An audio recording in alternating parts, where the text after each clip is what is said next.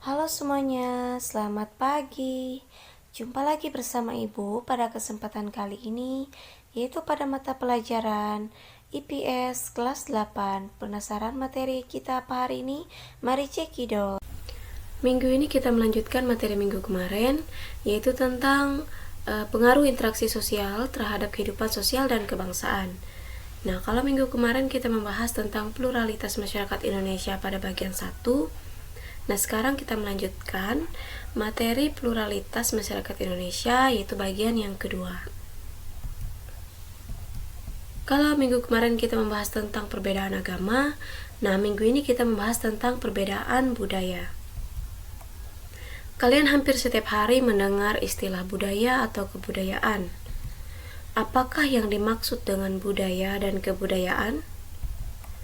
Kuncharaningrat tahun 1996 menjelaskan bahwa kata kebudayaan berasal dari bahasa Sanskerta, yaitu budaya, yang merupakan bentuk jamak dari budi yang berarti budi atau kekal. Kultur adalah kata asing yang berasal dari kata bahasa Latin color yang berarti mengolah, mengerjakan, dan terutama berhubungan dengan pengolahan tanah atau bertani. Memiliki makna yang sama dengan kebudayaan yang kemudian berkembang maknanya menjadi segala daya upaya serta tindakan manusia untuk mengolah tanah dan mengubah alam. Wawasan. Menurut Kuncharaningrat, budaya merupakan sebuah sistem gagasan dan rasa, sebuah tindakan serta karya yang dihasilkan oleh manusia di dalam kehidupan bermasyarakat, yang dijadikan kepunyaannya dengan belajar. Menurut E.B. Taylor, budaya ialah suatu keseluruhan yang kompleks, meliputi kepercayaan, kesusilaan, seni, adat istiadat, hukum, kesanggupan, dan kebiasaan lainnya yang dipelajari oleh manusia sebagai bagian dari masyarakat. Menurut Linton, budaya merupakan keseluruhan dari sikap dan pola perilaku serta pengetahuan yang merupakan suatu kebiasaan yang diwariskan dan dimiliki oleh suatu anggota masyarakat. Nah, bagaimanakah cara melihat hasil-hasil budaya? Kalian perlu memahami wujud kebudayaan agar lebih mudah memahami berbagai hasil budaya manusia. Nah, menurut sosiolog J.J. Honigman, terdapat 3 wujud budaya, yaitu gagasan, tindakan, dan karya. Kita bahas yang pertama, yaitu gagasan atau wujud ideal.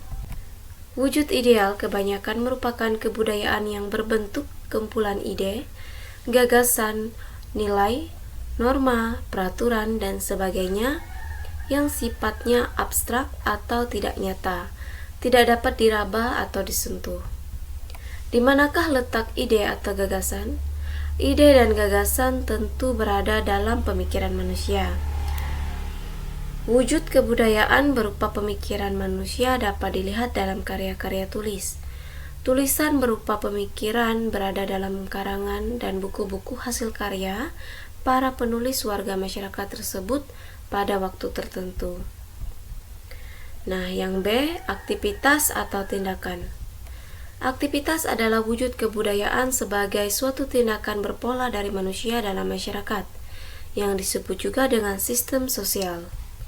Sistem sosial ini terdiri dari aktivitas-aktivitas manusia yang saling berinteraksi, mengadakan kontak, serta bergaul dengan manusia lainnya menurut pola-pola tertentu berdasarkan adat tata kelakuan. Sifatnya konkret, terjadi dalam kehidupan sehari-hari, serta dapat diamati dan didokumentasikan. Yang C, artefak atau karya. Artefak adalah wujud kebudayaan fisik yang berupa hasil dari aktivitas, perbuatan, dan karya semua manusia dalam masyarakat berupa benda-benda atau hal-hal yang dapat diraba dan didokumentasikan. Sifatnya paling nyata dibandingkan 2 wujud kebudayaan yang lain. Nah, budaya merupakan salah satu kekhasan manusia yang membedakan manusia dengan makhluk lainnya. Manusia selalu menghasilkan budaya karena manusia dikaruniai akal untuk berpikir dalam rangka memperbaiki taraf hidupnya. Hal inilah yang membedakan hewan dan manusia. Adapun hewan menggunakan naluri, hewan cenderung bersifat statis atau menetap, sedangkan manusia selalu berubah atau dinamis. Nah, penjelasan Koncaraningrat tentang 7 unsur kebudayaan dapat membantu kita lebih memahami secara nyata tentang kebudayaan.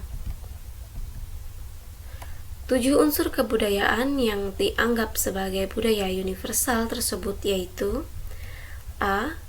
Peralatan dan perlengkapan hidup manusia, seperti pakaian, perumahan, alat-alat rumah tangga, senjata, alat-alat produksi, transportasi, dan sebagainya. B. Mata pencarian hidup dan sistem-sistem ekonomi, seperti pertanian, sistem produksi, sistem distribusi, dan sebagainya. C.